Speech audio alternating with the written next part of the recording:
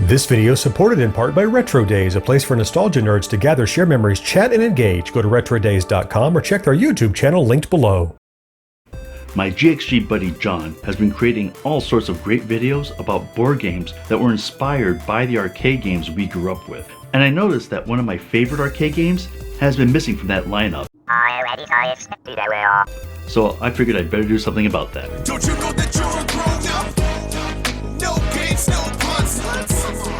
Not allowed if you're a grown up. Hi, and welcome to GenXGrownUp. My name is Mo, and I am a GenXGrownUp. With anything that has any kind of popularity, someone is going to make a board game based on it, no matter how stupid. And the arcade translations have been pretty hit or miss. John has done some great reviews on some of them, so please take a few minutes and check them out if you get a chance. I love playing Qbert. It was a favorite of me and my brother back in the 80s. I was able to get my hands on the Qbert Board Game that was put up by Parker Brothers back in 1983. Okay, to understand the board game, let me give you a super quick rundown of the Qbert arcade game so you can see how the board game tries to bring in that experience. Qbert was created back in 1982 and was the most popular arcade game put up by Gottlieb, selling over 25,000 cabinets. The game itself is pretty simple. The objective is to change all the top cube faces to the target color.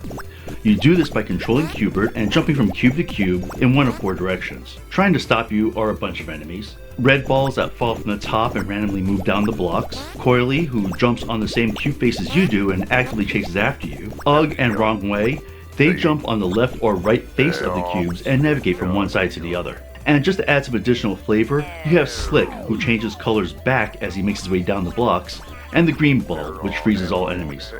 Now back to the board game. I bought this off eBay, which always gives me a little bit of anxiety, but I'm pretty happy with what I got. The box and game are a little weathered, but overall it's in good condition, and most importantly, all the pieces are here. I think the way they set up this game is extremely clever. The game board looks just like the starting Qbert screen, and the game pieces are all the characters from the arcade game. This is a two-player game. It's played in 2 rounds, where one player is Qbert and is trying to get as many of the pegs as they can, while the other player takes on the role of the enemy characters and tries to stop him by landing on him. Once Qbert is caught, you switch places, play the other round, and the one who collected the most pegs is the winner. I won!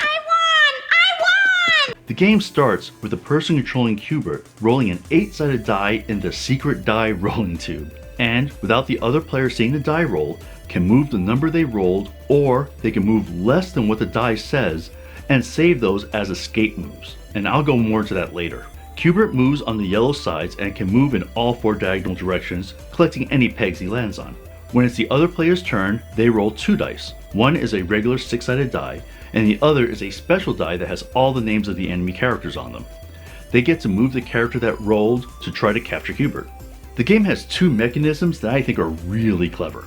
Each of the enemy characters has restrictions on how they move. Coily starts at the top of the screen and can move just like Qbert. Red and green balls also start at the top of the screen but can only move down. Ugg moves on the red sides and starts on the lower left cube. Ugg can only move to one of the 2 red right sides, and Wrong Way is similar, except it can only move on the blue sides.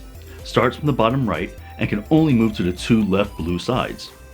They can capture Qbert by either moving over the space Qbert occupies, or if Qbert is forced to move over one of their spaces they occupy. The other mechanism they built in is having escape moves. So remember when I said that Qbert has the option of not using all their moves? Well, if you save moves and are about to be captured by one of the enemy characters, you can use those saved moves to escape. The escape moves add a really neat little bit of strategy to this game. And the game also has rules for the other pieces, like Slick puts back pegs that you have removed, and the green ball gives Qbert a free turn. I think they made a really clever game that mimics enough of the mechanics of the actual arcade game to live up to its name. The games are fairly quick, and they have a nice small touches like having hollowed out bottoms so the pieces can sit on top of the pegs, and color coding Ugg and Wrong Way so it's easy to remember how they are played. This doesn't seem to be something that they just slapped together so they could cash in on the Qbert name. They put some thought in creating something that stays in the spirit of its arcade namesake. I would give this about 3.5 tokens. I took off some points just because the board itself is a little flimsy and the secret rolling tube really needs to be more durable. But those don't interfere with the gameplay, so I definitely see me pulling this one out when a couple of us need something quick to play. Hey, thanks for watching, and be sure to check out some of our other videos. See you next time. Hey, you made it to the end. If you liked this video, the best way to say thanks is to watch one more. Here are a couple suggestions that you just might enjoy. And if you love our content, maybe consider becoming a Patreon supporter by following the link on screen. Unacceptable for grown-ups. Your dinner cannot just be french fries.